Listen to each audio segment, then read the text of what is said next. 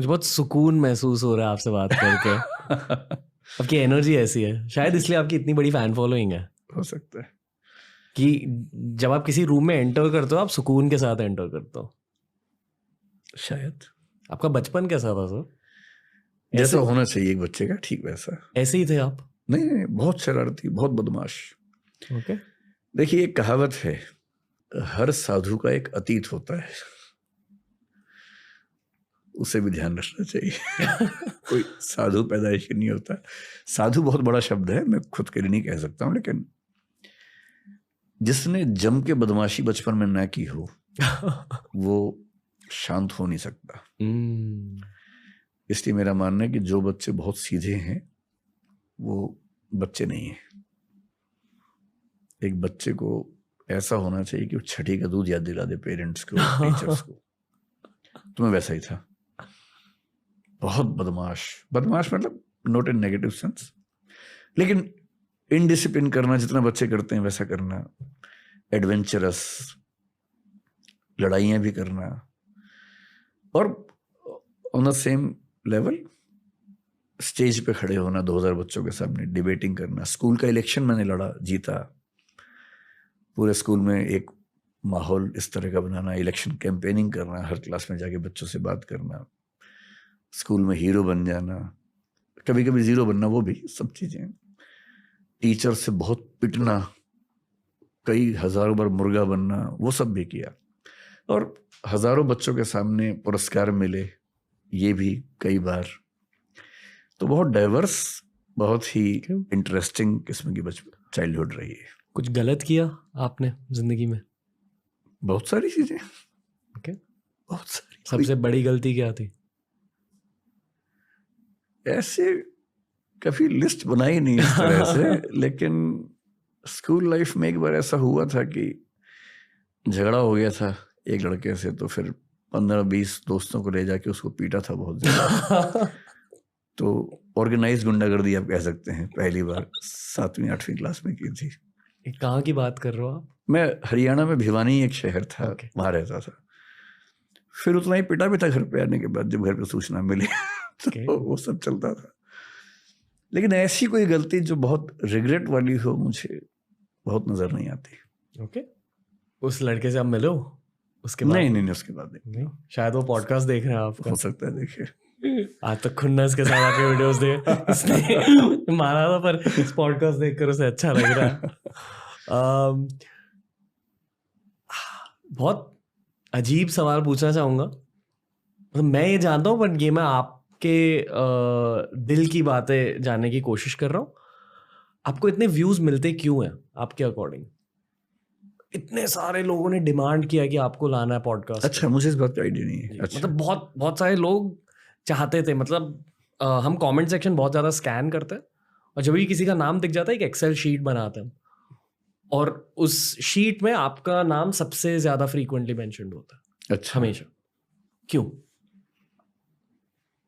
आपके अकॉर्डिंग क्यों इतना ज़्यादा प्यार?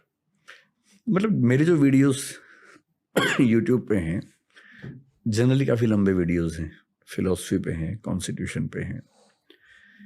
तो एक तो ऐसा ग्रुप है जिसको स्कूल कॉलेज में इन विषयों पर पढ़ने का मौका नहीं मिला, और उसको पढ़ के बड़ा अच्छा लगता है। ऐसे मुझे कई लोग मिलते हैं, मैसेज करते हैं। दूसरा, मेरी क्लासेस बहुत सारी हैं जो यूट्यूब पे हैं, उनमें हंसी मजाक बहुत ज़्यादा होता है। तो हंसते हंसते कोई इंपॉर्टेंट बात बीच में आ गई, उसकी रील्स बन गई। ऐसे हजारों चैनल्स हैं जो रील्स बनाते हैं, मैं नहीं जानता हूँ कौन है। तो उससे क्या होता है कि वो रील जब बच्चे बार बार देखते हैं, फिर एआई काम करता है इन सब ऐप्स में, आप एक बार देखेंगे तो बार बार आपके सामने आता रहेगा। तो मेरे ख्याल से यही वजह होगी कि सुकून मिलता होगा शायद कुछ लोगों को। मुझे सच में नहीं पता कि मैं इस सवाल का क्या जवाब दूं। क्यों इतनी पॉपुलैरिटी मुझे नहीं पता, सच में नहीं पता। आई फील कि किसी भी अच्छे पब्लिक स्पीकर में बहुत एम्पैथी होती है। आप में भी बहुत ज़्यादा एम्पैथी है, इतने सारे स्टूडेंट्स को पढ़ाकर, उनके दिलों के बारे में सीख कर। पर मेरा दिल ये कहता है कि आपका दिल एट सम पॉइंट आपकी लाइफ में टूटा है। नहीं, बिल्कुल नहीं, रोमांटिकली नहीं कह रहा हूँ। वैसे तो टूटते ही हैं दिल, सबके टूटते हैं। हाँ, मतलब लाइफ ने आपका दिल तोड़ा है, रोमांटिकली नहीं। हाँ, वैसे तो मतलब 2-3 ऐसे इंसिडेंट्स हैं ही, बड़े इंसिडेंट्स हैं। क्या था सबसे बड़ा कैरेक्टर डेवलपमेंट का इंसिडेंट? हाँ, ये अगर कहना हो तो जब मैं 17 साल का था, डीयू में आ गया था मैं, 16.5 की उम्र में डीयू में आ जी। गया था। तो मैं 16.5 की उम्र में डीयू में आ गया था। सवा 17 का हुआ जब बीए फर्स्ट ईयर में था, तो हमारे घर में एक ट्रेजेडी हुई बहुत बड़ी। नॉट समवंस डेथ, लेकिन वैसी ट्रेजेडी हुई। सिंपल लैंग्वेज में कहें तो महल से सड़क पे आ जाने की स्थिति बन गई। So in the age of 17 when I was enjoying my life, सब कुछ था मेरे पास जो दिल्ली में एक बच्चे को चाहिए रहने के लिए। बस एक बाइक लेने वाला था मैं उस समय, ले नहीं पाया था, लेकिन दोस्तों के पास बाइक थी।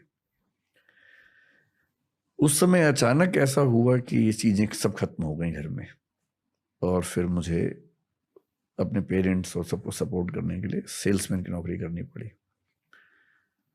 तो मैंने ग्रेजुएशन का अपना पूरा बाकी टाइम सेल्समैन की जॉब करते हुए निकाला। कैलकुलेटर्स बेचता था मैं, फिर प्रिंटिंग कार्ड्स बेचता था। मतलब प्रिंटिंग की एक सेटअप था, उसमें ऑर्डर्स लाना, प्रिंटिंग करवाना, सप्लाई करना, वो सब करता था। वो 2 साल बहुत टफ थे। ज़्यादा टफ ये नहीं था कि मैं काम कर रहा हूँ, वो तो ठीक है, बच्चे तो फ्लेक्सिबल होते ही हैं। अपने पेरेंट्स को बहुत अच्छी कंडीशन से अचानक बहुत खराब कंडीशन में आते हुए देखना, यहाँ सर्वाइवल भी एक क्राइसिस हो, रिस्क बहुत सारा, डेंजर बहुत सारा हो, वो बड़ा टफ था। लेकिन मैं अपने पेरेंट्स को हमेशा कहता रहा, अब तो मेरी माँ नहीं है, 4-5 साल पहले उनकी मृत्यु हो गई। उनको हमेशा गिल्ट रहा कि हम जब बच्चों का करियर बनने का टाइम था, हम 3 भाई हैं, मैं उस समय 17 का था, दूसरे भैया 18+ के थे, बड़े भैया 20 के थे। तो जिस स्टेज में करियर बनता है सब बच्चों का, ठीक उस समय क्राइसिस आया। तो मैंने अपने पेरेंट्स को कई बार ये बात समझाई बाद में कि सुविधाएं तो हर पेरेंट देता है, आप भी दे ही रहे थे, और उस क्राइसिस ने हमें जितना सिखाया उतना किताबें और स्कूल और कॉलेज कभी सिखा नहीं सकते थे। So that was the turning point, first turning point in my life, big turning point, जिसमें मुझे ये समझ में आ गया कि कुछ भी हाथ से निकल जाए, डरने की जरूरत नहीं है। अब मुझे डर नहीं लगता है।